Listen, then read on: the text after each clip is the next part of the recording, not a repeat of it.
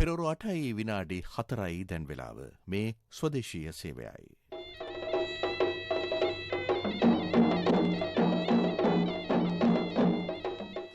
ධර්මානුශාසනාව.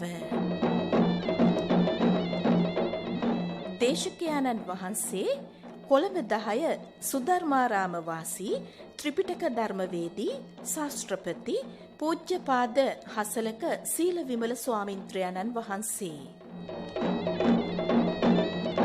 මෙම ධර්මානුශාසනාවේ දායකත්වයේ දරන්නේ රත්නපුර හිදැල්ලන දුම්රිය පටුමග අංක 35න් 4 නිවසේ පදිංචි ඩී.ජී. ප්‍රියංකා දියපලාගොඩ මහත්මිය. නුගේගොඩ ගංගොඩවිල හයිලෙවල් පාර අංක 628න් 6 නිවසේ පදිංචි පියසීලී තෙබුවන මහත්මිය. අවිස්සාවේල්ල ගලපිට මඩම අංක 77න් 14 නිවසේ පදිංචි එම්.එම්. නුවන් කුමාර මාරසිංහ මහතා. කඩවත පහළ බියන්විල අංක 232න් බී නිවසේ පදිංචි ජිනේන්ද්‍රී ජයසිංහ මහත්මිය. නාවල ගල්පොත්ත පාර අංක 59 නිවසේ පදිංචි සරච්චන්ද්‍ර රණවක මහතා. බණ්ඩාරවෙල අඹේගොඩ පදිංචි දයානන්ද කෝනාර මහතා. සදහැවතුනි, අපන්නක පටිපදා සූත්‍රය ඇසුරු කරගෙනයි දේශකයාණන් වහන්සේ අද ධර්මානුශාසනාවෙන් කරුණු පහදා දෙන්නේ. ධර්ම ශ්‍රවණයට පෙර තිසරණ සහිත පංචශීලයේ සමාදන් වීමට নমස්කාරය කියමු. අවසරයි ස්වාමින් වහන්සේ. සාදු සාදු සාදු. නමෝ තස්ස භගවතෝ අරහතෝ සම්මා සම්බුද්දස්ස. නමෝ තස්ස භගවතෝ අරහතෝ සම්මා සම්බුද්දස්ස. නමෝ තස්ස භගවතෝ අරහතෝ සම්මා සම්බුද්දස්ස. බුද්ධං සරණං ගච්ඡාමි. බුද්ධං සරණං ගච්ඡාමි. ධම්මං සරණං ගච්ඡාමි. ධම්මං සරණං ගච්ඡාමි. සංඝං සරණං ගච්ඡාමි. සංඝං සරණං ගච්ඡාමි. ဒ ුතියම්පි බුද්ධං සරණං ගච්ඡාමි. ဒ ුතියම්පි බුද්ධං සරණං ගච්ඡාමි. ဒ ුතියම්පි ධම්මං සරණං ගච්ඡාමි. ဒ ුතියම්පි ධම්මං සරණං ගච්ඡාමි. ဒ ුතියම්පි සංඝං සරණං ගච්ඡාමි. ဒ ුතියම්පි සංඝං සරණං ගච්ඡාමි. තතියම්පි බුද්ධං සරණං ගච්ඡාමි. තතියම්පි බුද්ධං සරණං ගච්ඡාමි. තතියම්පි ධම්මං සරණං ගච්ඡාමි. තතියම්පි ධම්මං සරණං ගච්ඡාමි. තතියම්පි සංඝං සරණං ගච්ඡාමි. තතියම්පි සංඝං සරණං ගච්ඡාමි. තිසරණ ගමනං සම්පුන්නං ආම බන්තේ. පානාති පාතා වේරමණී සික්ඛාපදං සමාදියාමි. පානාතිපාතා වේරමණී සික්ඛාපදං සමාදියාමි. අදින්නා දානා වේරමණී සික්ඛාපදං සමාදියාමි. අදින්නා දානා වේරමණී සික්ඛාපදං සමාදියාමි. කාමේ සුමිච්ඡාචාරා වේරමණී සික්ඛාපදං සමාදියාමි. කාමේසු මිච්ඡාචාරා වේරමණී සික්ඛාපදං සමාදියාමි. මුසාවාදා වේරමණී සික්ඛාපදං සමාදියාමි. මුසාවාදා වේරමණී සික්ඛාපදං සමාදියාමි. සුරාමේරය මජ්ජපමා දට්ඨානා වේරමණී සික්ඛාපදං සමාදියාමි. සුරාමේරය මජ්ජපමා දට්ඨානා වේරමණී සික්ඛාපදං සමාදියාමි. තිසරණේන සද්දින් පංචශීලං ධම්මං සාදුකං සුරක්ඛිතං කତ୍වා අප්පමාදේන සම්පාදේත. ආම බහන්තේ. සාදු සාදු සාදු. සමන්ත චක්කවාලේසු අත්‍රා ගච්ඡන්තු දේවතා සත්තම්මං මුනි රාජස්ස සුනන්තු සග්ග මොක්ඛදං ධම්මස්සවන කාලෝ අයං බදන්තා ධම්මස්සවන කාලෝ අයං බදන්තා ධම්මස්සවන කාලෝ අයං බදන්තා සාදු සාදු සාදු. නමෝ තස්ස භගවතු අරහතෝ සම්මා සම්බුද්දස්ස නමෝ තස්ස භගවතු අරහතෝ සම්මා සම්බුද්දස්ස නමෝ තස්ස භගවතු අරහතෝ සම්මා සම්බුද්දස්ස ඉද බික්ඛවේ බික්ඛු ඉන්ද්‍රියේසු ගුත්තද්්වාරේ හෝති භෝජනේ මත්තඤ්ඤුතා හෝති ජාගරියං අනුයුත්තෝ හෝති තී. ඒ අපගේ ශාස්ත්‍රු වූ සම්මා සම්බුදුරජාණන් වහන්සේට අප හැම දිනාගේම নমස්කාරය වේවා. සුපින්වත්නි, අදත් ඔබ හැම දිනාම මේ මොහොතේ ධර්ම ශ්‍රවණය කරන්නටයි බණ අහන්නටයි බලාපොරොත්තු වන්නේ. ඒ භාග්‍යවතුන් වහන්සේගේ බුද්ධ වචනය අපේ ජීවිතය තුළ අත්දකින ශ්‍රාවකයන් විදියට ධර්මය අත්දකින්න කලින් තමන්ගේ ජීවිතය තුළ දහම් ගෞරවය හදාගන්න අවශ්‍යයි. දහම් ගෞරවය නැති ශ්‍රාවකයෙකුට බණ කියන්නත් එපා කියලා භාග්‍යවතුන් වහන්සේ දේශනා කරලා තියෙනවා. එච්චරට දහම් ගෞරවය කියන එක ධර්මයක් පුහුණු කරගන්න ශ්‍රාවකයෙකුට, ධර්මයක් තුළ ජීවමාන වෙන්න අදහසක් තියෙන පුද්ගලයෙකුට ඊටාම වැදගත් දෙයක්. හේතුව තමයි පින්වත්නි, ධර්ම ගෞරවය නැති වුණොත් තර්ක විතර්ක සංවාද විසංවාද මතවාද එක්ක එයාගේ මනස හැප්පි තියෙනවා මිසක් එයාගේ ජීවිතය තුළ සැබෑවට ධර්මයක් රෝපණය වීමක් අත්දකින්න ලැබෙන්නේ නැහැ. ධර්ම ගෞරවයේ නැති ශ්‍රාවකයෙක් ධර්මයට පැමිණීමත් නුසුදුසුයි. ඒ නිසා ධර්ම ශ්‍රවණය කරන ශ්‍රාවකයෙක් තුළ දහම් ගෞරවය උපදවාගෙන තමයි ශ්‍රවණය කරන්න ඕන. ඒ අදහසින් මතුවෙන්නේ මේ අපි කියන කතාන්දර අපේ අදහස් ටික ඒ විදිහටම පිළිගන්න ඕන කියලා.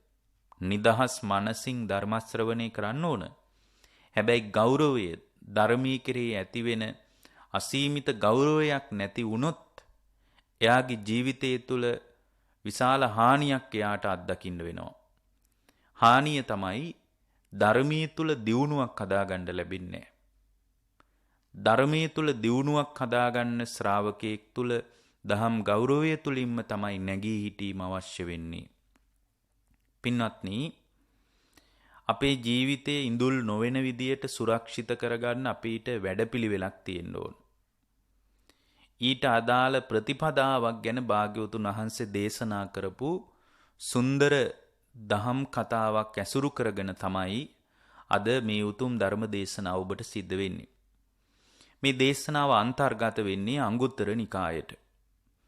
අංගුත්තර නිකායේ තියෙනවා පින්වත්නි තික නිපාතේ කියලා කොටසක්. ඒකක නිපාතේ කියන්නේ එකේ කොටස් තියෙන වර්ගය. ඒ වගේම පින්වත්නි දෙකේ කොටස් තියෙන වර්ගයේ, තුනේ කොටස් තියෙන වර්ගයේ තික නිපාතේ කියලා කියන්නේ ධර්ම කාරණා තුන බැගින් අන්තර්ගත වුණු ධර්ම පරියාය කියන අදහසින්. එතකොට අපිට තේරෙනවා තික නිපාතේ තියෙන්නේ ධර්ම කාරණා තුනක් නම් අද මේ ඔබට දේශනා කරන දේශනාවෙත් ධර්ම කාරණා තුනයි අන්තර්ගත වෙන්නේ. මේ දේශනාවේ නම තමයි අපන්නක පටිපදා සූත්‍රය කියලා කියන්නේ. අපන්නක පටිපදා සූත්‍රය ඇසුරු කරගෙන ඊටාම සුළුවෙන් ධර්ම කාරණා කීපයක් ඔබට මතු කරන්න අපි කල්පනා කළා. පින්වත්නි, ජීවිතේ පරිහානිය කරා යන කෙනෙක් කෙලෙස් වලින් ජීවිතේ ඉඳුල් කරගන්නවා. දැන් බුදුරජාණන් වහන්සේ දේශනා කරපු ඊටාම සුන්දර දේශනාවක තියෙනවා පින්වත්නි.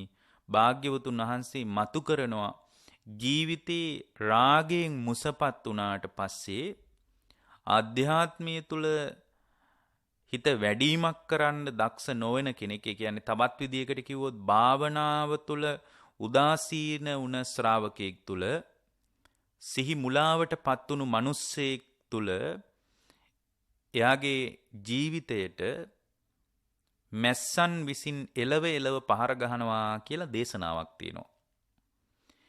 ඒ දේශනාවේ බුදුරජාණන් වහන්සේ මතක් කරන කාරණේ ඊටාම වැදගත් කාරණයක්. ආහාරය ඉඳුල් ටික පිලුණු වෙන්න පටන් ගත්තට පස්සේ ඒ පිලුණු වෙච්ච ආහාරයට මැස්සෝ එලව පහර ගහනවා වගේ කියලායි උන්වහන්සේ උදාහරණේ මතු කරන්නේ. පින්වත්නි, මැස්සන් විසින් පහර දෙනවා කියලා කියන්නේ කෙලෙස් විසින් ඔබේ ආධ්‍යාත්මයට පහර ගහනවා කියන අදහසයි. ඒ වගේම පින්වත්නි, ඉඳුල් කියලා අදහස් කරන්නේ Tamanගේ අභ්‍යන්තරය තුල ගොඩනැගෙන ආසාව. ඒ වගේම තමයි පිලුණු වෙනවා කියලා කියන්නේ ක්‍රෝධයෙන්, මනසේ උපක්ලේශ වලින් හදවත දුර්වල වෙලා යන එකයි.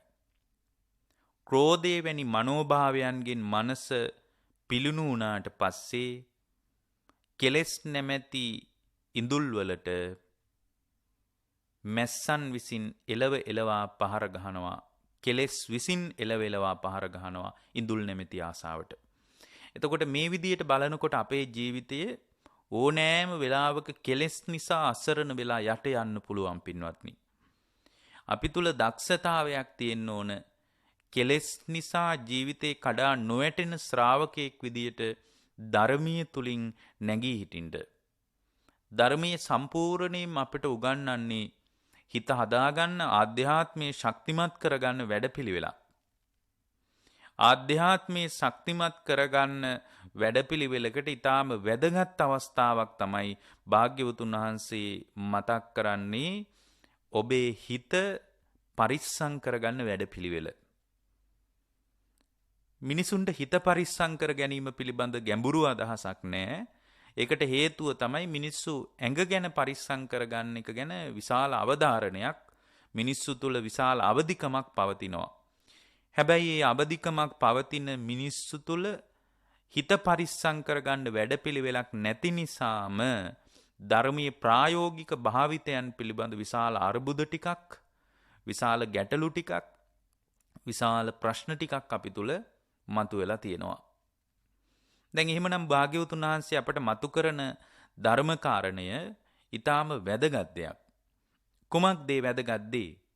බුදුරජාණන් වහන්සේ මතක් කරනවා සම්පූර්ණයෙන්ම ධර්මීය හකුලලා ගත්තොත්, එක වචනකින් දෙකකින් මේ ධර්මය අපට කියා ගන්න පුළුවන් වුණොත් පින්වත්නි, අප්‍රමාදීව හිත හදා ගැනීමමයි. ඊට වඩා වැඩි දෙයක් නෙමෙයි. අප්‍රමාදීව හිත හදාගන්න ශ්‍රාවකෙක් කිරිදීලා ඇඟ හදා ගන්නවා වගේම ධර්මයේ තුලින් හිත හදාගන්න විධිමත් වැඩපිළිවෙලක් තියෙන්නම ඕන. ධර්මයේ තුලින් හිත හදාගන්න වැඩපිළිවෙලක් නැති වුණොත් ගිහියෙක් හෝ වේවා, පැවිද්දෙක් හෝ වේවා, කුමන තරාතිරමක ශ්‍රාවකයෙක් හෝ වේවා, ඒ පුද්ගලයා අසරණ වෙලා යනවා. හරියට එයාගේ ආධ්‍යාත්මය තුල ධර්මී කියන බීජ පැල කරගන්න බැරි විදියට අසරණ වෙලා යනවා. දැන් භාග්‍යවතුන් වහන්සේ අපන්නක පටිපදා සූත්‍රයේදී මතක් කරනවා ඉද බික්කවේ බික්කු ඉන්ද්‍රියේසු ගුත්තද්්වාරේ හෝති.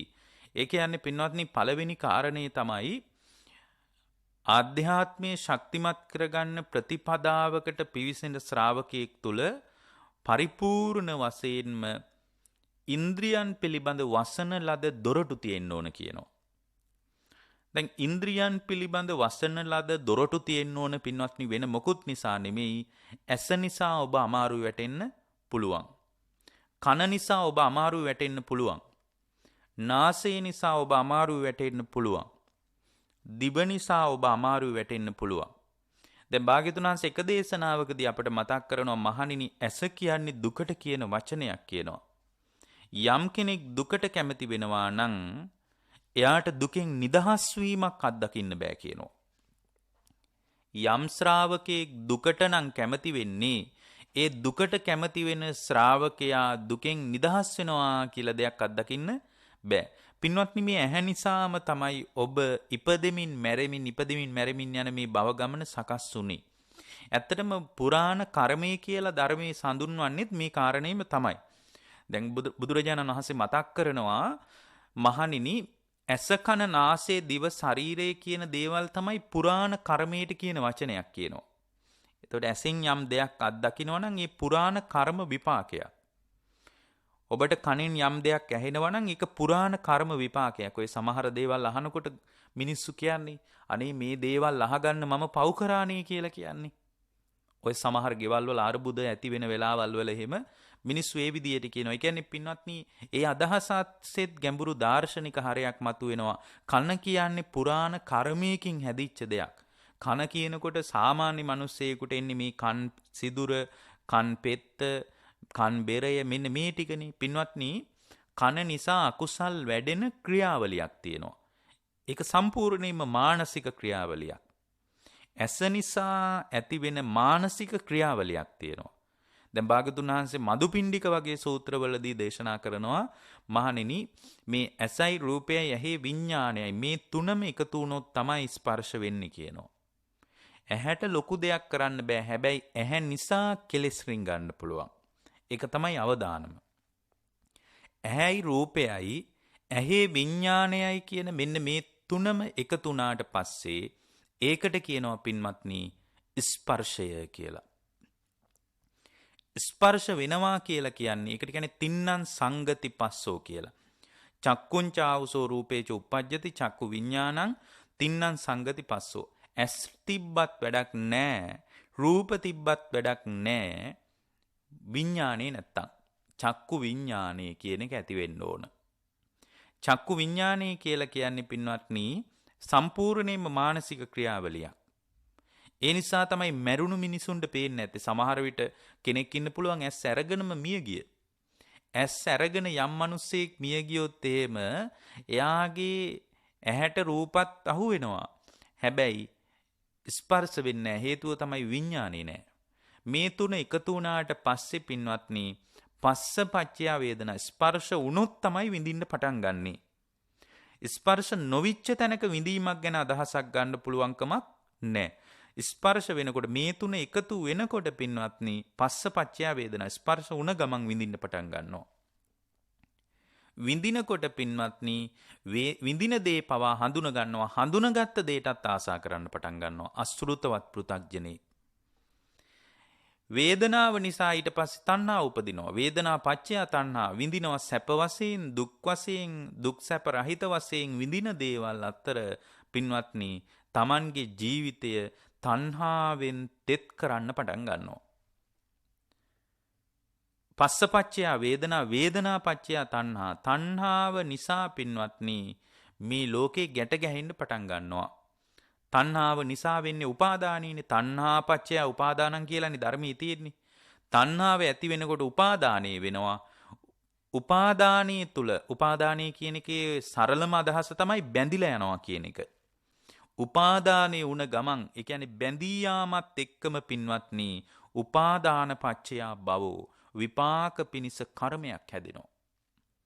භවය කියලා කියන්නේ තමන් ඇති බවට, තමන් ඉන්නවා කියන බවට මනසේ ගොඩනගාගත්ත කල්පිතය.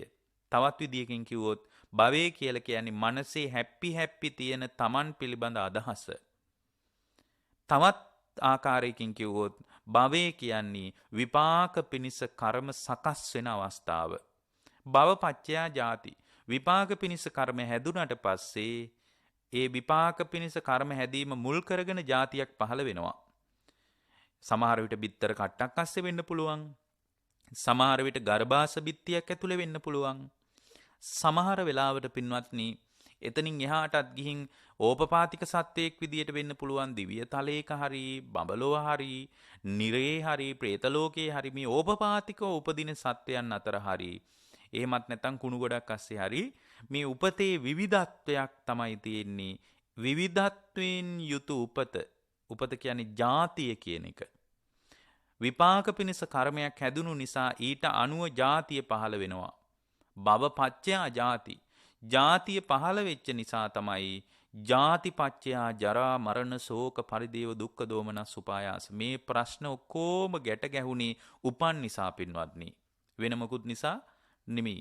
දැන් බලන්න ඇහැ නිසා ඇතිවෙන මේ සාංශාරික ක්‍රියාවලිය උඩුදුවන විදිහ.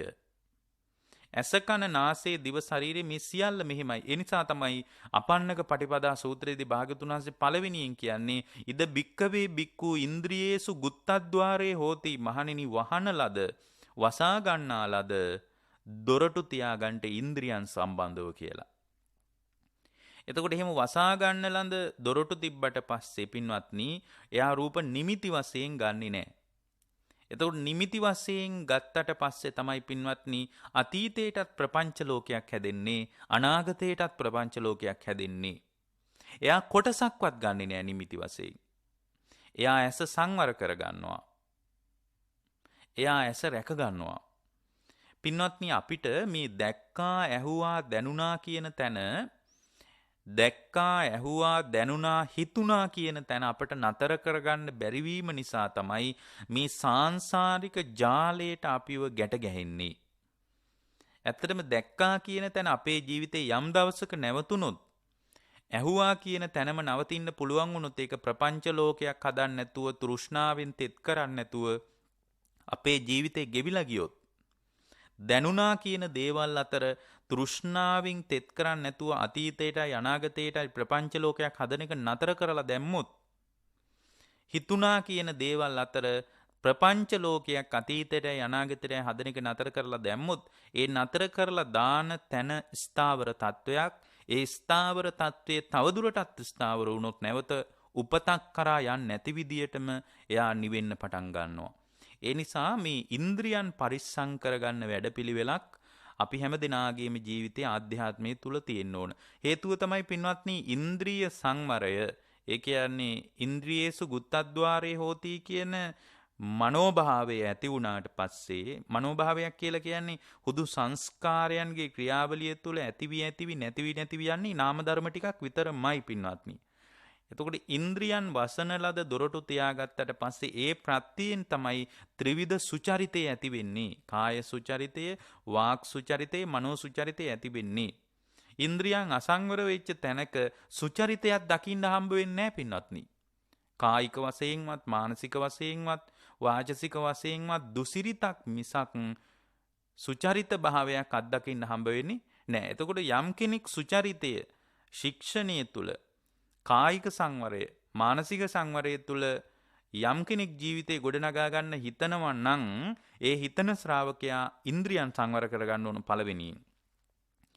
ඒ ඉන්ද්‍රිය සංවරය මුල් කරගෙන ත්‍රිවිධ සුචරිතය තුළ Tamanගේ ජීවිතේ ගොඩනගෙනවා. ත්‍රිවිධ සුචරිතය තුළ ජීවමාන වෙනකොට එයාගේ ජීවිතේ සතර සතිපට්ඨානෙ Taman තුළ සිහිය පිහිටනවා. Tamanගේ ඇතුලේ සිහිය පිහිටනවා. තමන්ගේ ඇතුලේ කය පිළිබඳ, විඳීම් පිළිබඳ, හිත පිළිබඳ, හිතේ ධර්මතා පිළිබඳ සිහිය පිහිටනකොට ඒ සිහිය පිහිටීම නිසා තමයි පින්වත්නි බොජ්ජංග ධර්මයන් වැඩෙන්නේ. සප්ත බොජ්ජංග වැඩෙනවා. සප්ත බොජ්ජංග වැඩිම නිසා තමයි විද්‍යා විමුක්තියට යා පිවිසෙන්නේ. එතකොට බලන්න ආධ්‍යාත්මිකව භාග්‍යවතුන් වහන්සේ පෙන්නපු විමුක්තිගාමි වැඩපිළිවෙල ජීවමාන කරගන්න ශ්‍රාවකයෙකුට ඇස පරිස්සම් කරගන්න එක කොච්චර වටිනවද? පින්වත්නි මේ ඇස නිසා කල්ප ගණන් නිරේ ඉන්න ඇති. මේ ඇහැට දැකපු දේවල් ඇතුළට ගත්ත විදිහේ බරපතල අර්බුදේ නිසා. ඒ කියන්නේ රූප දකින්න එක නෙමෙයි ප්‍රශ්නේ. කෙනෙක් කියන්න පුළුවන් එහෙනම් රූප දකින්න නැතුව ඉන්න කියලාද ඔබ වහන්සේලා අපිට කියන්න කියලා. නෑ රූප දකින්න එක නෙමෙයි ප්‍රශ්නේ. ශබ්ද අහන එක නෙමෙයි ප්‍රශ්නේ. ගඳ සුවඳ දැනෙන එක නෙමෙයි ප්‍රශ්නේ. රස දැනෙන එක නෙමෙයි ප්‍රශ්නේ. ඒ රූප, ශබ්ද, ගන්ධ, රස, ස්පර්ශ ධම්මාදී මේ බාහිර කාරණා ඇතුළට ගන්න විදිහේ ප්‍රශ්නේ තියෙන්නේ. ඒතකොට ඇතුළට ගන්න විදිය සත්වපුද්ගල භාවයකින් තණ්හාමාන දිට්ටි වශයෙන් ඇතුළට ගත්තොත් පින්වත්නි ඒ ඇතුළට ගන්න ආවේනික ලක්ෂණේ නිසාම තණ්හාව වැඩෙන්න පටන් ගන්නවා. රහතන් වහන්සේලාත් රූප දකිනවා. බුදුරජාණන් වහන්සේත් ශබ්ද ඇහෙනවා උන්වහන්සේටත්. හැබැයි ඒ රූප, ශබ්ද, ගන්ධ, රස, ස්පර්ශ ධම්ම කියන ඇස කන නාසය දිව ශරීරේ මනස මුල් කරගෙන ඒ කියන්නේ බාහිර ආයතනත් අභ්‍යන්තර ආයතනයත් ගැටීම් මුල් කරගෙන උන්වහන්සේලාගේ හිතේ තණ්හාවෙන් තෙත් වෙන බවක් දකින්න ලැබෙන්නේ අපිට වෙලා තියෙන්නේ අපි දකින දේ ප්‍රපංච ලෝකයක් දක්වාම දියුණු කරගන්නවා. දැන් රූපයක් දැක්කහම ඒ දකින දේ නිසා අපිට ස්පර්ශ වෙනවා. ස්පර්ශ වීම නිසාම ස්පර්ශ වෙනවා කියන්නේ මේ කාරණා තුනක එකතුව.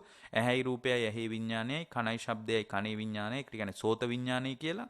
මේ තුන එකතු වෙනකොට පින්වත්නි මේ එකතු වෙච්ච තැන, ස්පර්ශ වෙච්ච තැන ස්පර්ශය නිසා විඳින්න පටන් ගන්නවා.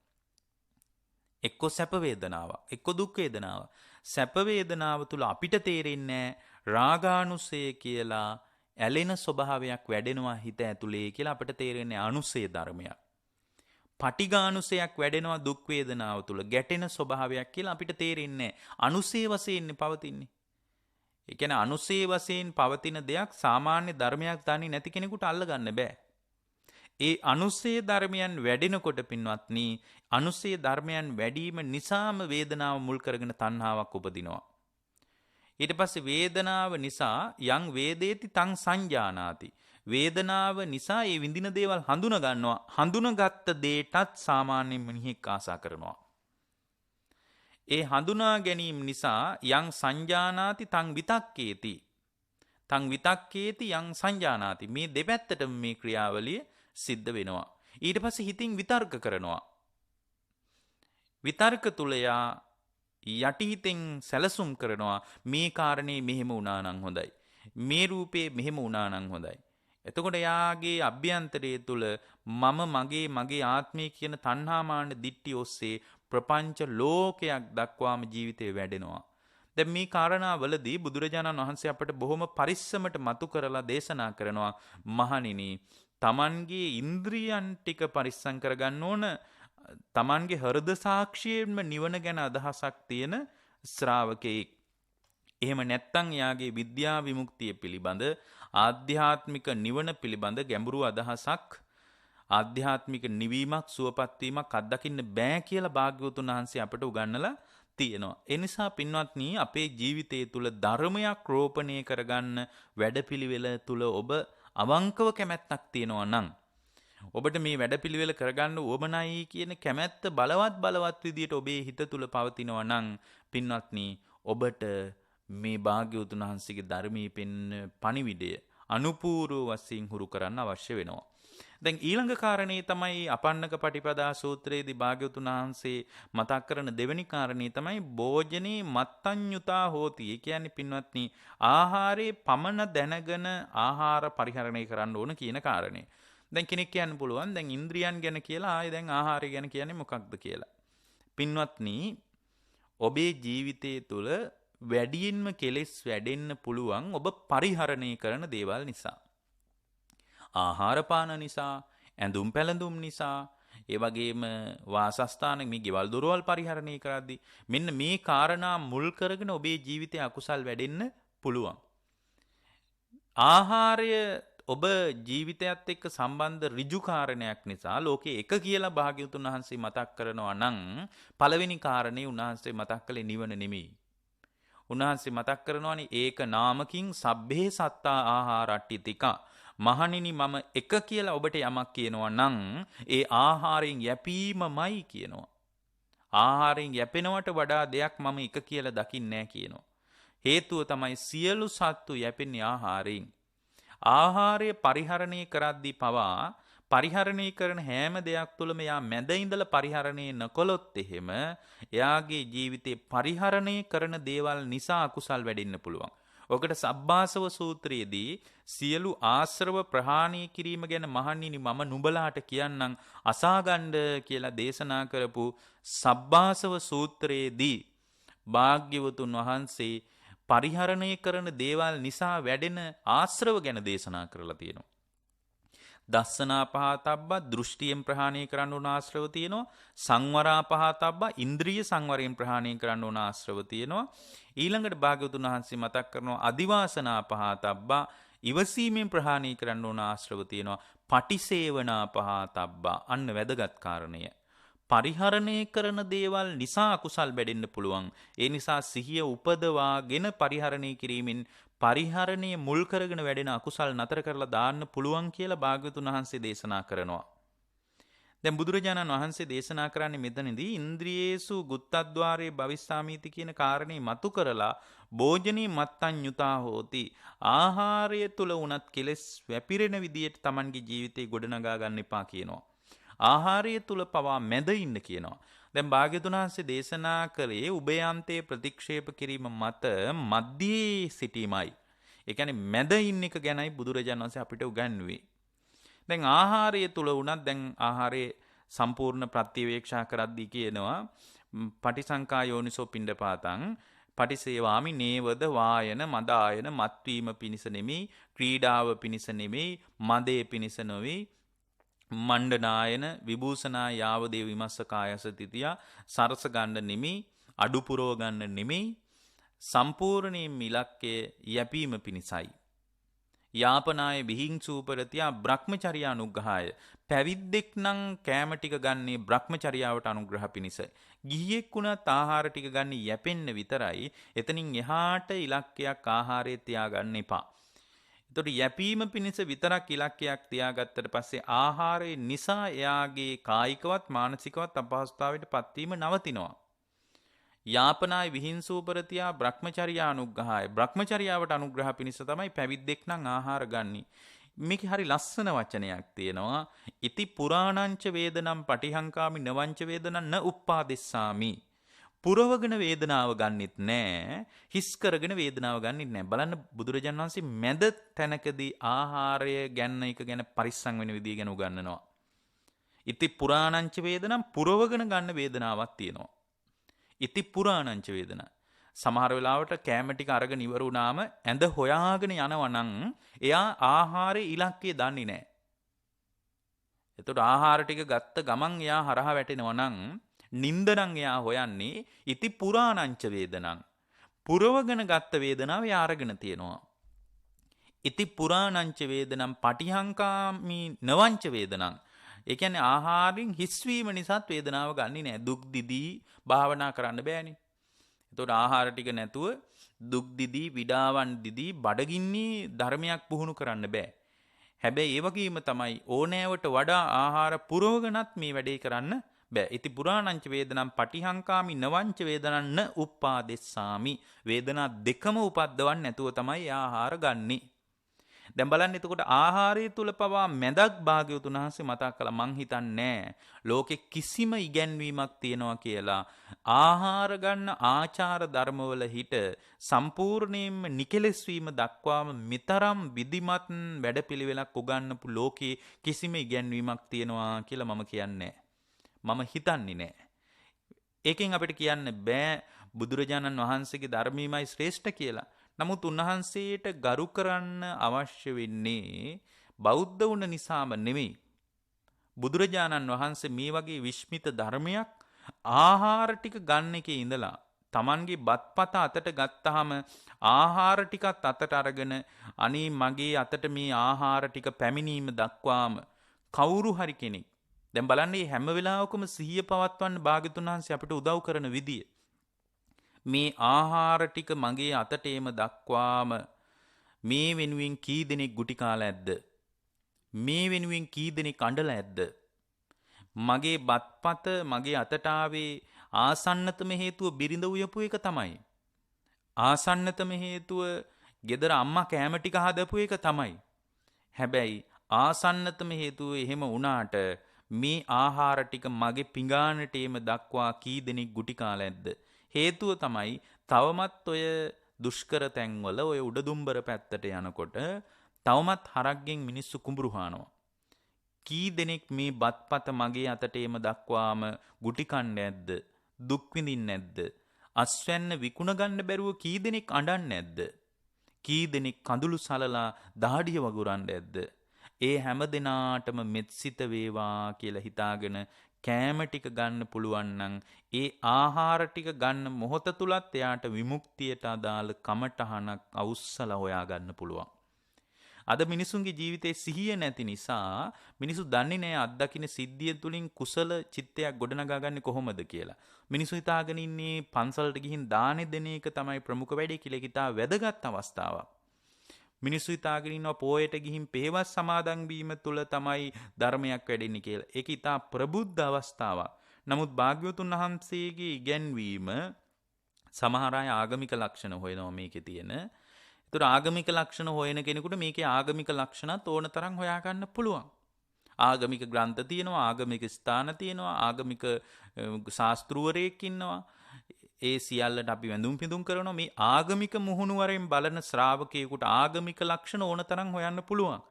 සමහර අය වඩාත් කැමති ශාස්ත්‍රීය අධ්‍යයනයක් තියෙන අය මේක දර්ශනයක් කියලා කියන්න. දර්ශනයක් කියන කෙනෙකුට ඒකටත් ඕනෑවට වඩා කාරණා තියෙනවා. බුදුදහමේ තියෙන දේශපාලන දර්ශනය හොයන්න පුළුවන්, ආර්ථික දර්ශනය හොයන්න පුළුවන්, බුදුදහමේ තියෙන කේන්ද්‍රීයව උගන්වන පරමාණුව ගැන, ඊට පස්සේ ලෝක ධාතු ගැන මේ විදිහට බුදුන් වහන්සේ උගන්වපු දාර්ශනික හරය හොයන්නත් පුළුවන් කැමති නම් කෙනෙකුට. හැබැයි මේ කුමන තත්වයක කෙනෙකුට වුණත් පින්වත්නි, එයා ගවේෂණය කරන දේට අනුව යම් දෙයක් මේක අස්සෙන් හොයන්න පුළුවන් වුණාට ඇත්තටම බුදුදහම මොකක්ද කියලා හොයලා බැලුවොත් ආගමක් කියනවටත් වඩා, දර්ශනයක් කියනවටත් වඩා බුදු සමයේ වනාහි ජීවන දර්ශනයක්. ජීවත් වෙන ඉතා සුන්දර පටිපාටියක් කියපු වැඩපිළිවෙලක්. මේ අපන්නක පටිපදා සූත්‍රයේ තියෙන ධර්මකාරණා තුනනුත් අපට ඒ කාරණේ පැහැදිලි වෙනවා. ඊළඟ කාරණේ තමයි භාග්‍යවතුන් වහන්සේ මතක් කරනවා ජාගරියන් අනුයුත්තෝ හෝති. ඒ කියන්නේ පින්වත්නි, තමන්ගේ ජීවිතයේ නින්දට විවෘත වෙන්න නොදී තමන් පරිස්සම් කරගනිමින් ආධ්‍යාත්මය තුල ශක්තිමත් වෙන්න කියන කාරණය. පින්වත්නි, මේ නින්ද කියන එක මිනිස්සෙකුට අවශ්‍ය දෙයක්. ඒ අවශ්‍ය දෙයක් වුණාට භාග්‍යවතුන් වහන්සේ අපට මතක් කරන්නේ ධර්මයක් පුහුණු කරන ශ්‍රාවකයෙක් නම් මහණෙනි, පළවෙනි යාමයේ අවදියෙන් ඉඳලා දෙවෙනි යාමයේ සැතපීලා නැවතත් තුන්වෙනි යාමයේ අවදි වෙලා ධර්මයේම පුහුණු කරන්න, ධර්මයේම මානසිකාරය කරන්න, ධර්මයේම වඩන්න කියලයි. ඒ නිසා ධර්මයේ වඩන ශ්‍රාවකයෙකුට මේ නින්ද කියන කාරණේ නිසා හරියට පීඩා විඳපු අතීත රහතන් වහන්සේලා පවා ඉඳලා තියෙනවා. දැන් ඔය මහා මොග්ගල්ලාන මහරහතන් වහන්සේ අවබෝධයට පත් වෙන්න කිට්ටු වෙනකොට හරියට තීන මිද්දෙන් පීඩා විඳලා තියෙනවා. දැන් උන්වහන්සේ භාවනාවෙන් වාඩි වුණාම හැම වෙලාවකම නින්දට බරයි කියනවා. දැන් බලන්න උන්වහන්සේලාත් පීඩා විඳනනම් සාමාන්‍ය අපි ගැන කවර කතාන්දරද? ඒ නිසා අපි හැම වෙලාවකම අපි පරිස්සම් වෙන්න ඕන. ආධ්‍යාත්මය අපේ පරිස්සම් කරගන්න ඕන. දැන් මොග්ගල්ලාන මහරහතන් වහන්සේ නිදි කිරා වැටෙනවා. උන්වහන්සේ අවබෝධයට පත් වෙන්න කලින්. ඒ වෙලාවේ භාග්‍යවතුන් වහන්සේ මේ මොග්ගල්ලාන මහරහතන් වහන්සේගේ පෙර ජීවිතේ උන්වහන්සේ අවබෝධයට පත් වෙලා නැහැ. උන්වහන්සේ ඉදිරියේ පෙනී හිටියා. ඒ වෙනකොට රාත්‍රියේ උන්වහන්සේ නිନ୍ଦ යට කරගෙන භාවනා කරන්න හදනවා. නමුත් අර නිନ୍ଦ මතුවෙවි එනවා. භාවනාවක් දියුණු කරගන්න බෑ. ඒ වෙලාවේ පින්වත්නි, භාග්‍යවතුන් වහන්සේ විමසනවා මොග්ගල්ලාන නිදිමතයි නේද කියලා අහනවා. එහෙමයි ස්වාමීනි. එහෙමයි කියනවා. ස්වාමීනි නිදි කිරා වැටෙනවා කියනවා. මොග්ගල්ලාන ඔහොම ඉන්න එපා කියනවා. අප්‍රමාදී වෙන්න කියනවා. මොග්ගල්ලාන ඔබ භාවනා කර කර ඉන්නකොට නිදි කිරා වැටෙනවා නම් භාවනා කර්මස්ථානීය වෙනස් කරගන්න කියනවා. දැන් මෛත්‍රිය වඩ ඉන්නකොට යම් කෙනෙක් නිදි කිරා වැටෙනවා නම් එයාට පුළුවන් භාවනා කර්මස්ථානීය වෙනස් කරන්න. ආයි මෛත්‍රියම වඩ ඉන්න ඕනේ. ඔන්න එක්ක ආනාපාන සතිය වඩනවා. වඩාත් තමන් කැමති කර්මස්ථානයකට හුවමාරු වෙනවා. දැන් ආනාපාන සතිය වඩනකොට වෙනදා වැඩෙන්නේ බුද්ධානුස්සතිය නම් එයා ඒ වෙලාවේ බුද්ධානුස්සතිය වඩනවා. නිදි කිරා වැටෙන ගමන් අර කලින් වඩාපු කමටහනම වඩ ඉන්නේ. භාග්‍යවතුන් වහන්සේ වදාරනවා මේ මොහොතේ තමන්ගේ භාවනා කර්මස්ථානෙ වෙනස් කරගන්න කියලා. ඒ භාවනා කර්මස්ථානෙ වෙනස් කරගත්තත් නිදි කිරා වැටෙනවා කියනවා. ඒ වෙලාවට තමයි තමන් ඉගෙනගත්ත ධර්මයක් වටින්නේ. ඒ ධර්මයේ හොඳට මානසිකාරය කරනවා. දැන් ස්වාමීන් වහන්සේ නමක්ගෙන් හරි කමක් නැහැ. මේ විදියට ගුවන් විදුලියෙන් හරි කමක් නැහැ. අහගත්ත දේශනාව හොඳට මානසිකාරය කරනවා. ඒ මානසිකාරය කරනකොට නිින්ද පහ වෙනවා කියනවා. සමහර විට ඒත් නිදි කිරා වැටෙන්න පුළුවන්. එහෙම නිදි කිරා වැටෙනකොට මොග්ගල්ලාන හාමුදුරුවන්ට මතක් කරනවා මොග්ගල්ලාන ඒත් නිදි කිරා වැටෙනවා නම් එහෙමනම් හොඳම දේ තමයි හඬ නගා ඉගෙනගත්ත කටපාඩම් කරගත්ත ධර්මයක් සජ්ජායනා කරන්න කියනවා. හඬ නගා සජ්ජායනා කරනකොට ඒ නිදිමත දුර වෙලා යනවා කියනවා. දැන් හඬ නගා ධර්මයක් සජ්ජායනා කරන වෙලාවටත් දැන් හඬ නගා ධර්මයක් සජ්ජායනා කරනවා කියලා කියන්නේ ඒ වෙලාවට අපි ওই පිරිත් ටිකක් එහෙම කටපාඩම් කරගෙන ඉන්න එක වැදගත්. දැන් සමහර ධර්මීය හුරු කරන අය කියනවා තමයි පිරිත් වලින් වැඩන්නේ අපිට ඔය ඉගෙන ගන්න ගාථා වලින් වැඩන්නේ අපි භාවනාම කර කර ඉන්නවා කියලා කියනෝ නේද? නමුත් තීන මිද්දේ වගේ කාරණාවකින් පීඩා විඳිනකොට විකල්පයක් විදියට භාග්‍යවතුන් වහන්සේ මතක් කරනවා මොග්ගල්ලාන ඔබ ඉගෙනගත්ත කටපාඩම් කරගත්ත ගාථා එහෙම තියෙනවා නම් හඬ නගා සජ්ජායනා කරන්න කියනවා. ඒ හඬ නගා සජ්ජායනා කරනකොට අර නිදිබර ගතිය දුරු වෙලා යනවා කියනවා. ඒ වෙලාවටත් පින්වත්නි හිතන්න ඒත් නිදි කිරා වැටෙනවා කියලා. නිදි කිරා වැටෙනකොට භාග්‍යවතුන් වහන්සේ බලන්න විකල්ප පෙන්නන විදිය. උන්වහන්සේ මතක් කරනවා මොග්ගල්ලාන එහෙමනම් තවත් ඉඳගෙන ඉන්න එපා කියනවා නැගී හිටින්න කියනවා. නැගී හිටින්න මොග්ගල්ලාන නැගිටලා සක්මන් කරන්න කියනවා. සිහියෙන් සක්මන් කරන්න කියනවා. සක්මන තුලත් නිදි කිරා වැටෙනවා කියනවා. දැන් කෙනෙක් ඉන්න පුළුවන් හිටගෙන ඉන්නකොට නිදා ගන්න පුළුවන් අය. දැන් ඔය අපි දකිනවා බොහෝම දුර බැහැර ඉඳලා කෝච්චිවල කොළඹට දිනපතා වැඩට එන අය මේ පුදුම විදියට නිදා ගන්නවා හිටගෙන. ඒ කියන්නේ කෝච්චියේ හේම හිටගෙනත් නිදා ගන්න පුළුවන්. ඒකට හුරු වුණාට පස්සේ ඒකත් පහසුයි එක පැත්තකින්. මොකද ඒකට මනස හුරු කරගත්තාට පස්සේ අපහසුයක් නෑ යාට ඒත් හොඳට නිදා ගන්න පුළුවන්. දැන් බලන්න භාග්‍යවතුන් වහන්සේ මතක් කරනවා මොග්ගල්ලාන සක්මන් කරනකොටත් නිදි කිරා වැටෙන්න පුළුවන් කියනවා. සක්මන තුලත් නිදි කිරා වැටෙනවා. සක්මනේ සිහිය පිහිටන්නේ නැහැ කියනවා. එහෙම යා කඩා වැටෙන්න බලනවා කියනවා. Tamanගේ ඔළුව කඩා වැටෙනවා කියනවා. ඒ වෙලාවේ භාග්‍යවතුන් වහන්සේ වදාරනවා මොග්ගල්ලාන එහෙමනම් හොඳට මූණ එහෙම හොද ගන්න කියනවා. හොඳට මූණ අතපය ටිකක් හොදගෙන පැන් ටිකක් එහෙම වළඳන්න කියනවා. ඒ වළඳලා ඉන්නකොට වතුර පරිහරණය කරද්දිත් මූණ හොදගෙන ඉද්දිත් නිදි කිරා වැටෙන්න පුළුවන් කියනවා. එහෙම නිදි කිරා වැටෙන අය අදත් ඉන්නවා. ඔය සමහර වෙලාවට දරුවෝ එහෙම පාඩම් කරන වෙලාවට දෙමව්පියොත් ටිකක් උනන්දු කරනවා පාඩම් කරන්න කියලා. එතකොට මේ ළමයි Tamanම හොයා ගන්නවා කකුල් දෙක වතුර ටිකක් තියාගෙන ඉඳලා පාඩම් කරන්න. ඔය විභාග කිට්ටු වෙනකොට එහෙම දරුවෝ පාවිච්චි කරන උපක්‍රමය. ඊට පස්සේ පින්වත්නි ඕක දවස් 2-3ක් සතියක් විතර යනකොට මම දන්නේ ඒක කොච්චර සාර්ථකද අසාර්ථකද කියලා. එහි ප්‍රතිඵල මන් දන්නෙත් නැහැ. නමුත් සමස්තයක් විදිහට මිනිස්සු කරන වැඩක්.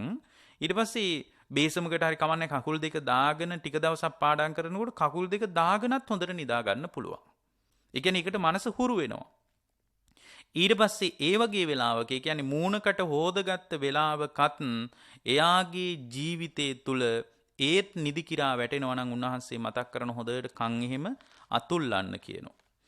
අත් වලින් හොඳට කන් අතුල්ලන්න කියනවා. කන් එහෙම හොඳට අතුල්ලනකොට ඒ අතුල්ලන වෙලාවේ හොඳට රතු වෙන්න කන් දෙක සම්පූර්ණ Tamanගේ අතින් අතුල්ලනවා. අතුල්ලනකොට ඒ වෙලාවට ඒත් නිදි කිරා වැටෙන ගතියක් එනවා නම් හොඳට සක්මන් කර කර අහස දිහා බලන්න කියනවා. දැන් මේ පිළිවෙලේ වෙනසක් වෙන්න පුළුවන්.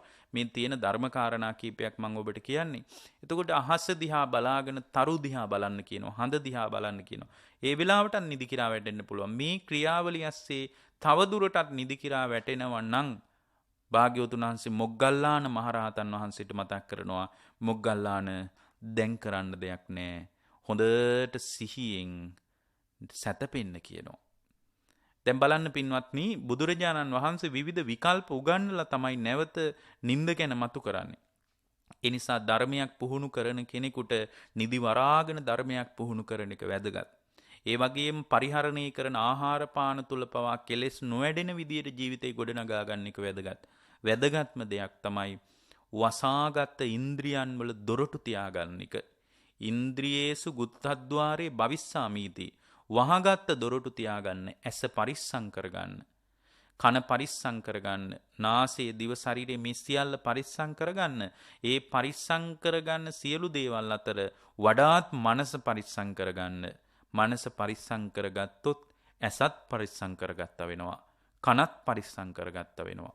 මේ විදියට ඔබේ ජීවිතය තුළ ධර්මයට විවෘත වෙන්න කියන අදහසින් අපි ධර්මානුශාසනාව නිමා කරන ඔබ හැම දිනාගේම ජීවිතයට ධර්මයේම පිහිට පිළිසරණ වේවා කියලා අදිෂ්ඨාන කරමින්.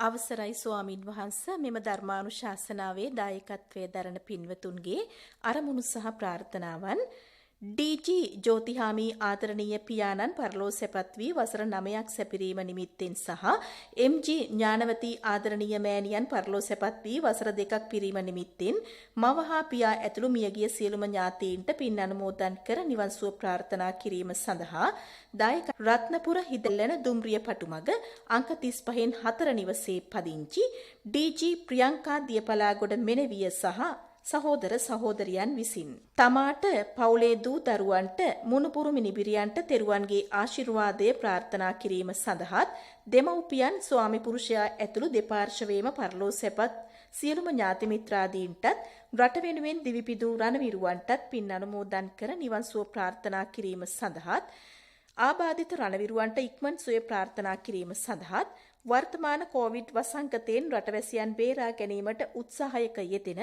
සියලුම සෞඛ්‍ය අංශයේ සහ ආරක්ෂක අංශයේ සැමටත් එම කටයුතු සඵල කර ගැනීමට ශක්තිය ධෛර්යය ලැබේවායි යන ප්‍රාර්ථනාවෙන් යුතුවත් දායකත්වයේ දරනවා නුකේගොඩ ගංගොඩවිල හයි ලෙවල් පාර අංක 628න් 6 නිවසේ පදිංචි අධ්‍යාපන පරිපාලන සේවයේ විශ්‍රාමික පියසීලී තෙබුවන මහත්මිය. දැනට දැඩි අසනීප තත්වයෙන් එක්තැන් වී සිටින එම් නුවන් කුමාර මාරසිංහ මහතාට නිදුක් නිරෝගී චිරජීවනයේ ප්‍රාර්ථනා කිරීම සහ ප්‍රේමාවතී මාරසිංහ, විජේරත්න මාරසිංහ සහ ධර්මසේන චන්ද්‍රලතා හෙට්ටිආරච්චි යන දෙමව්පියන්ට නිරෝගී සුවය ප්‍රාර්ථනා කිරීම සඳහාත් විහස් ඔවිනි අකිඳු චාන්‍යා වෙනුසරි මිහිදු නෙතුමිනි නිර්මාල් ඩිද්මි දේශාන් දම් සිරුනි සහ මිනුක යන දරුදැරියන්ගේ අධ්‍යාපන කටයුතු සාර්ථක කර ගැනීම සඳහා මෙන්ම දෙපාර්ශවයේ සියලුම ඥාති හිත මිත්‍රාදීන්ට නිදුක් නිරෝගී සුවයද ප්‍රාර්ථනා කිරීමේ අරමුණින් යුතුව දායකත්වයේ දරනවා අවිස්සාවේල්ල ගලපිට මඩම අංක 77න් 14 නිවසේ පදිංචි එම් නුවන් කුමාර මාරසිංහ මහතා.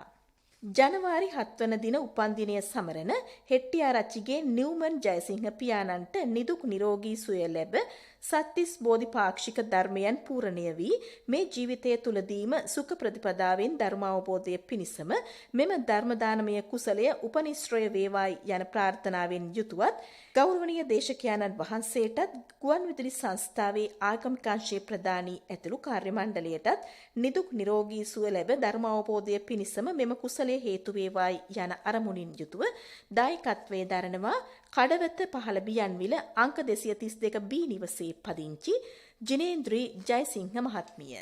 නාවල ගල්පොත්ත පාරේ පදිංචිව සිට පරලෝ සැපත් මොරීන් රණවක මහත්මියගේ අද දිනට යෙදෙන 92 වන ජන්මදිනය නිමිත්තෙන් ඇයට පින් අනුමෝදන් කර නිවන් සුව ප්‍රාර්ථනා කිරීමේ අරමුණින් මෙම ධර්මදේශනාවේ දායකත්වයේ දරනවා නාවල ගල්පොත්ත පාර අංක 59 නිවසේ පදිංචි සරච්චන්ද්‍ර රණවක ආනන්ද රණවක යන පුතුන් දෙදෙනා සමග පත්මිනී දියණිය. බණ්ඩාරවෙල අඹේගොඩ පදිංචිව සිට 2020 වසරේ දෙසැම්බර් මාස 27 වන දින පරලෝ සැපත් කෝනාර මුදියන්සේලාගේ ගුණසේකර පියාණන්ට 2014 වසරේ පෙබරවාරි මාස 14 වන දින පරලෝ සැපත් විජයකෝන් බණ්ඩාර මුදියන්සේලාගේ සෝමාවතී මෑණියන්ට පින් අනුමෝදන් කර නිවන් සුව ප්‍රාර්ථනා කිරීම සඳහාත් දෙහිවල අත්තිඩියේ පදිංචි චන්ද්‍රරත්න ජයවර්ධන පියාණන්ට සහ රාණී වීරප්පෙරුම මෑණියන්ට නිදුක් නිරෝගී සුව දීර්ඝායුෂ ප්‍රාර්ථනා කරමින් දායකත්වයේ දරනවා බණ්ඩාරවෙල අඹේගොඩ පදිංචි විශ්‍රාමික උප පොලිස් පරීක්ෂක දයානන්ද කෝනාර මහතා, සේනාරත්න කෝනාර මහතා, හේමචන්ද්‍ර කෝනාර මහතා, ජයලත් කෝනාර මහතා, මියන කඳුරේ සමන්මලී ප්‍රියදර්ශනී කෝනාර මහත්මිය ඇතුළු තාරිකා සුපුන්සලා, අනෝජා චාන්දනී, ජයෝද්‍යා උපුල් ජයවර්ධන, ආශා වසන්ති, කුමාර රාජා බණ්ඩාර යන දූ දරුවන්. දැන් පුණ්‍යානුමෝදනාව සඳහා ගෞරවනීය දේශකයන්න් වහන්සේට නැවතත් ආරාධනා කරනවා. සුපින්වත්නි, අද මේ උතුම් ධර්ම දේශනාවට දායකත්වයේ ලබා දුන්නු ශ්‍රද්ධාවන්ත පින්වත් ඔබ හැම දෙනාටම ඒ වගේම ඔබේ පවුල්වල අනිකුත් සියලුම ඥාතිවරුන්ට කායික යහපත, මානසික යහපත, නිදුක් බව, නිරෝගී භාවයේ සුවපත් භාවය, දීර්ඝායුෂ සම්පන්නියම සැලසේවා. මෙලොව යහපත, පරලෝ සුගතිය පිණිසම මේ කුසල් උපකාර වේවා. ඔබ හැම දිනාගේම ජීවිතයට ධර්මයේ පිහිට පිලිසරණම සැලසේවා. ඔබ සියලු දිනාගේම ආධ්‍යාත්මීය ශක්තිමත් වේවා. මේ ගෞතම බුද්ධ ශාසනය තුලම ධර්මාවබෝධ වේවා කියලා අදිෂ්ඨාන කරනවා. ඒ වගේම ඔබේ නමින් මියගිය, වර්ග පරම්පරානුගතව මියගිය, සංසාරගතව මියගිය සියලු ඥාතීන්ගේ ආයති භවයේ සසර ගමන සුවපත් කර ගන්නටත් මේ උතුම් කුසල් උපකාර වේවා. ඔබේ අරමුණු විදියට පවතින මියගිය ඒ නාමිකව පැහැදිලි කරපු ඥාතිවරුන් ප්‍රදානව පින් අපේක්ෂා කරන ඥාති සමාගමක් සිටිනක් ඒ සියලු ඥාතිවරුන්ගේ භවගාමී සසර සුවපත් කර ගනිමින් ඒ ඇත්තන්ගේ සාංසාරික වශයෙන් යහපතම සලසා ගනිත්වා. මියගිය ඥාතිවරුන්ටද ජාත්‍යාදී දුකින් නිදහස්ව ලබන උතුම් නිවන් පිණිසම මේ උතුම් ධර්මානුශාසනාව බලවත් වේවා කියලා අදිෂ්ඨාන කරනවා. ඒ වගේම පින්වත්නි, ඔබ හැම දිනාගේම ජීවිතයට දෙවියන්ගේ රැකවරණේ පිහිටද සැලසේවා. මේ බලවත් ධර්ම දානමය පුණ්‍ය සංස්කාර දෙවියෝ සාදු සිතින් අනුමෝදන් වෙත්වා. සතරවරන් රජදරුවන්, සක්දෙවිඳුන් ප්‍රධාන පරිවාර දිව්‍ය සේනාවද, දිව්‍ය රාජ මණ්ඩල, බ්‍රහ්ම රාජ මණ්ඩල, සක්දෙවිඳුන් ප්‍රධාන, සතරවරන් රජදරුවන් ප්‍රධාන සියලු දිව්‍ය සේනා මේ පින් ආවර්ජනය කරමින් මනසිකාරය කරමින් සතුටු වෙත්වා. සියලු දෙවියෝ ඔබ අප හැම දිනාම ආරක්ෂා කරත්වා. ගෞතම බුදුසසුන ආරක්ෂා කරත්වා. මේ පවතින අයහපත් වෛරස් තත්වයේ සමනය වෙලා සාමාන්‍ය තත්වයට ජන ජීවිතේ පවත්වාගෙන යන්නටද දෙවියන්ගේ ආශිර්වාදය ලැබේවා. ඔබ අප හැම දිනාටමත් සියලු දෙවියන්ටත් මියගිය ඥාතිවරුන්ටත් මේ ගෞතම බුදුසසුනේදීම නිර්වාණ සම්පත්තිය පිණිසම මේ උතුම් ධර්ම දානමය පින බලවත් වේවා, හේතු වේවා, වාසනාව වේවා කියන අදහසින් අපි අනුමෝදනා සිද්ධ කරනවා. ඔබ හැම දිනාටම තෙරුවන් සරණයි. ආකාසට්ඨා ච බුම්මට්ඨා දේවානාගා මහිද්దికා පුඤ්ඤන්තං අනුමෝදිත්වා චිරං රක්ඛන්තු ලෝක සාසනං. ආකාසට්ඨා ච බුම්මට්ඨා දේවානාගා මහිද්దికා පුඤ්ඤන්තං අනුමෝදිත්වා චිරං රක්ඛන්තු දේශනං. ආකාසට්ඨා ච බුම්මට්ඨා දේවානාගා මහිද්దికා පුඤ්ඤන්තං අනුමෝදිත්වා චිරං රක්ඛන්තු මං පරන්ති. සාදු සාදු සාදු. සදහැවතුනි, ඔබ සවන් දුන් එම ධර්මානුශාසනාව පැවැත් වූ දේශකයාණන් වහන්සේ කොළඹ 10 සුධර්මාරාම වාසී ත්‍රිපිටක ධර්මවේදී ශාස්ත්‍රපති පූජ්‍යපාද හසලක සීල විමල ස්වාමින්ද්‍රයන්න් වහන්සේ. දේශකයන්න් වහන්සේට නිදුක් නිරෝගී සුව චිරජීවනයේ ප්‍රාර්ථනා කරමින් සාදුකාරයක් පවත්වමු. සාදු සාදු සාදු. සදහැවතුනි, ඔබටත් පුළුවන් ස්වදේශීය සේවයේ ධර්මදේශනාවන් සඳහා දායකත්වයේ ලබා ගන්න. කතා කරන්න ආගමික අංශයට 0112 697 140. මෙම ධර්මදේශනාවේ සංයුක්ත තැටියක් හෝ කැසට් පටයක් ඔබට අවශ්‍ය නම් මෙම දුරකථන අංකයෙන් විමසන්න. 011307 1082. ඔබට තෙරුවන් සරණයි.